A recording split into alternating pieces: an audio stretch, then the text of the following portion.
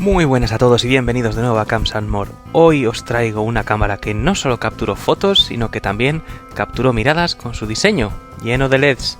¡Comenzamos!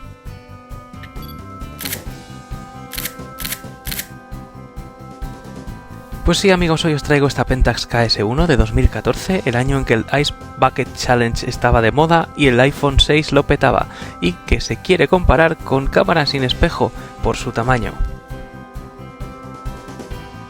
Y esta marca especialista en hacer cosas diferentes no se quiso quedar atrás en la parte de la tecnología y añadió a esta KS1 unos LEDs súper futuristas. Su competencia natural en aquella época serían la Canon EOS 100D y la Nikon D3300. Y en términos de tamaño justamente se queda entre medias de la Canon y la Nikon, siendo la Canon la más pequeña de todas, y en términos de peso también. Aún así se postula como una cámara muy portátil, ideal para viajes o para quien no quiere ir cargado con un equipo pesado.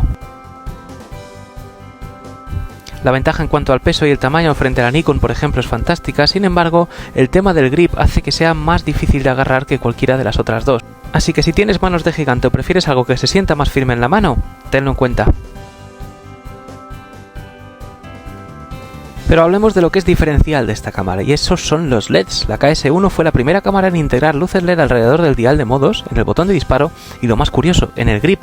No solo por el bling bling, estas luces también cambian de color según el modo de disparo, lo que te da una referencia rápida sin tener que mirar a la pantalla. Un toque futurista que hace que esta cámara destaque, quieras o no. Pero no solo de luces vive la KS1, una de las cosas que realmente marca la diferencia es su estabilizador de imagen en el cuerpo. Sí amigos, este pequeño monstruo tiene estabilización de imagen integrada, lo que significa que, independientemente de la lente que uses, el sensor se mueve para compensar los movimientos de tus manos. Esto es una gran ventaja sobre otras cámaras como las que hemos comentado, la Canon EOS 100D o la Nikon D3300, que dependen directamente de las lentes que tengan estabilización. Esto te ayudará, por ejemplo, en situaciones donde dispares con poca luz, donde puedes reducir la velocidad de obturación sin que tus fotos salgan borrosas y sin necesidad de subir el ISO. En vídeo, aunque solo graba 1080 a 30 fps, el estabilizador te ayudará a mantener las tomas más suaves, algo que siempre se agradece si no tienes un trípode. Y por si fuera poco, este sistema funciona con cualquier lente Pentax que le pongas, incluso esos viejos lentes manuales que se beneficiarán del estabilizador en el cuerpo, dándote fotos nítidas con tecnologías de décadas pasadas. Nada mal. Y continuamos el tour por el exterior de la cámara y empezamos por la parte trasera. En este caso vemos la pantalla presidiéndola con esas 3 pulgadas que te permite revisar tus fotos cómodamente. Tenemos un visor también suficientemente grande y claro con control dióptrico y a sus lados el botón de Live View, el de reproducción de las imágenes y el de menú. Y a continuación lo que llama la atención desde luego es el dial trasero, con un diseño único, aunque algo pequeño y quizás no tan intuitivo como en otras cámaras. Aquí puedes ajustar parámetros como el ISO, la velocidad de obturación, pero se siente menos ergonómico en comparación con cámaras diferentes que lo albergan en la parte superior. Sus botones a veces son algo difíciles de presionar, pero bonito desde luego lo es. En la parte inferior vas a encontrar, como en todas las cámaras, la montura para el trípode, pero además la tapa de la batería que alberga a su vez la tarjeta SD. En el lateral derecho vas a encontrar una pequeñita tapa de tacto gomoso para las conexiones de HDMI y USB.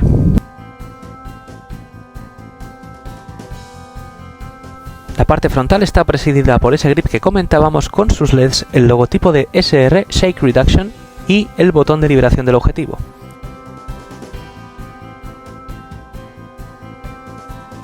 En la parte superior del pentaprisma y sobre el logotipo de Pentax encontramos el flash integrado que se libera con un botón a la izquierda de este mismo pentaprisma.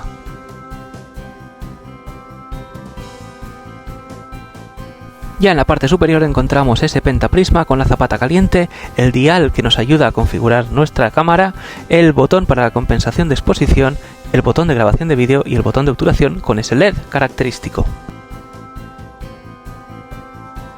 Y en cuanto a calidad y poniendo a prueba la KS1, vemos que tenemos un sensor APS-C de 20 megapíxeles que funciona francamente bien. Cuando las condiciones de luz son buenas y no necesitas subir mucho el ISO, es fantástico. Al ISOs altos quizás el ruido aparece un poquito antes de la cuenta, pero la verdad es que es fenomenal.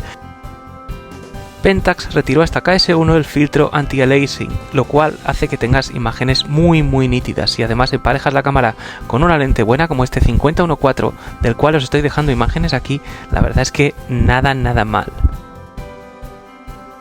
Sin más, espero que te haya gustado el vídeo, espero que te haya gustado la cámara. Si es así, déjale tu like, suscríbete para más contenido como este, comparte el vídeo con gente a quien creas que le pueda interesar y por supuesto deja tu comentario. Me gustaría saber qué te parece Pentax, qué te parece esta cámara en concreto. ¿Te la comprarías? Te leo y te contesto. Un abrazo grande y paz.